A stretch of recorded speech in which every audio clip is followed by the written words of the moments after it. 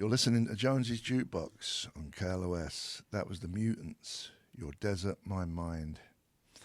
We're here with Dee Snider. You got it. I got it right. You got it right. Like Spider with an N. Yeah. Spider with an N. Okay. So you got a new record out. We Are the Ones, yes. We Are the Ones. And as you were saying, so is this more stripped down? No, I don't think it's more stripped down. I think it's just more contemporary. It's definitely a pretty produced record, you know. A lot more vocal work and tracks and things like that. Is any of your old band on it? No, all like, you know, studio cats who play with all kinds of people and whatever. The idea was to take my message, the Dee Snider message of rebellion, of standing up for yourself, believe in yourself, and packaging it with some more contemporary mainstream rock music that to make it more accessible to a newer, wider audience.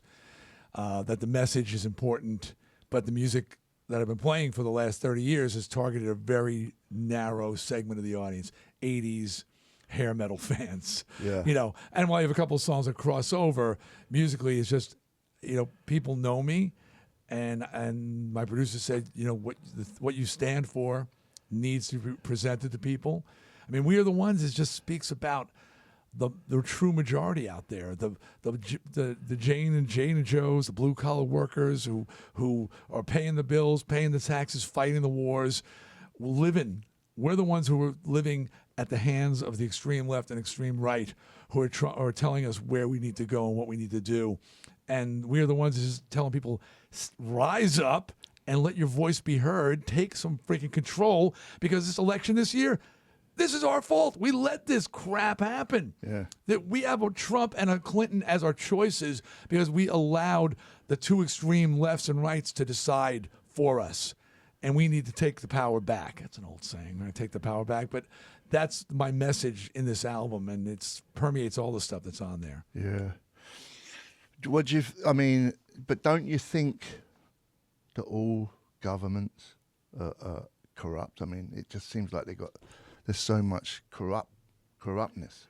Oh, well, first of all, Lobbyists. this album's coming out all over the world. It's not just over here. Yeah, that's what I mean. It's all over. It's been going on since the beginning of time. Greed. And I've often said, if somebody says, hey, I want to be a politician when I grow up, they should not be allowed, because nobody in politics is there for the good of the people. They are there for themselves, for their constituency, for their own interests. I've seen it close up when I went to Washington. It's terrifying. The only thing that makes you feel oddly good is that's the way it's always been. So it's not like it's a change, really. It's just been like this since like Roman times. You think since the beginning of America it's been corrupt?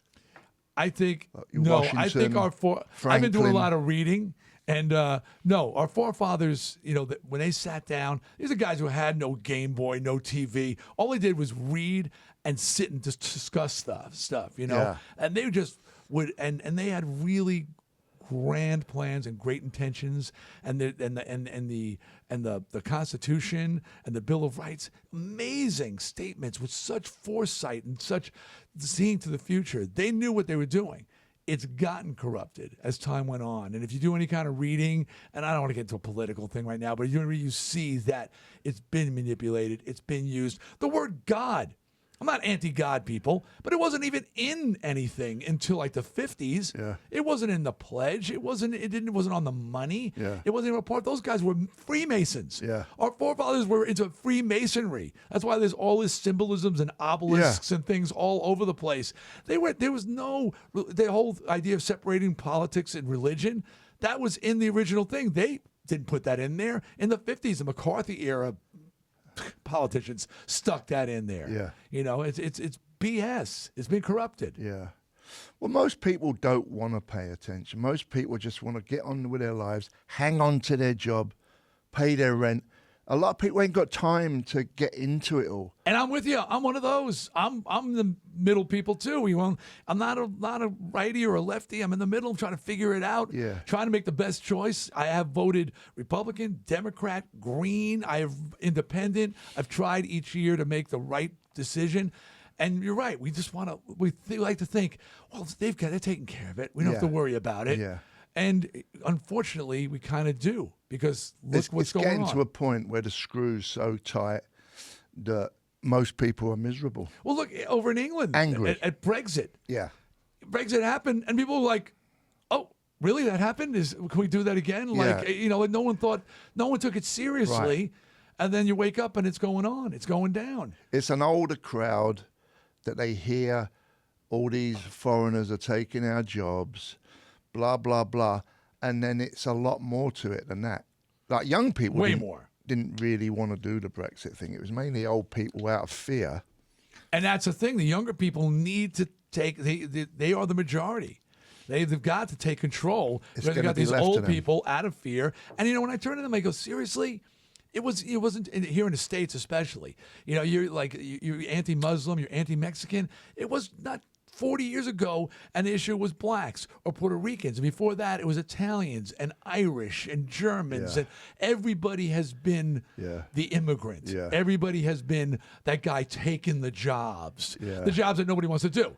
You're taking the leaf blowers out of your hands, kids. Yeah, sure. Yeah. The fact is, it's just people like to bitch and point fingers. That's why Germany just let in a bunch of immigrants, because they need them jobs taken by people who other people don't want to do. Who does them? And then I remember my drummer in my band, may he rest in peace, going, that guy, 4 o'clock in the morning, with it was like it was a Muslim or something. It was an Indian at Paki, whatever you call, what do you call him, at a McDonald's at 4 in the morning, Yeah. at 24 hours. He goes, they're taking our jobs. I go, You're going to you get want up that at 4 job? in the morning? You want and do that job? Who does that? You know who does that? The immigrants. Yeah. My ancestors did Yeah. that job when they came here, and you're from the UK, but they're the ones who get those crappy jobs, and they're willing to do it. You don't want that job. No.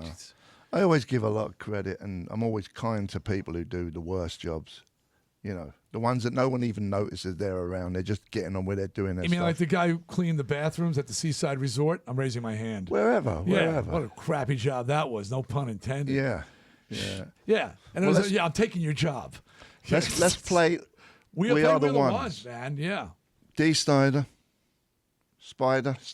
That's that right? So I'm cool with that. Snider Spiders. That was my first band. Okay. Jonesy's Jukebox, KLOS, take it away.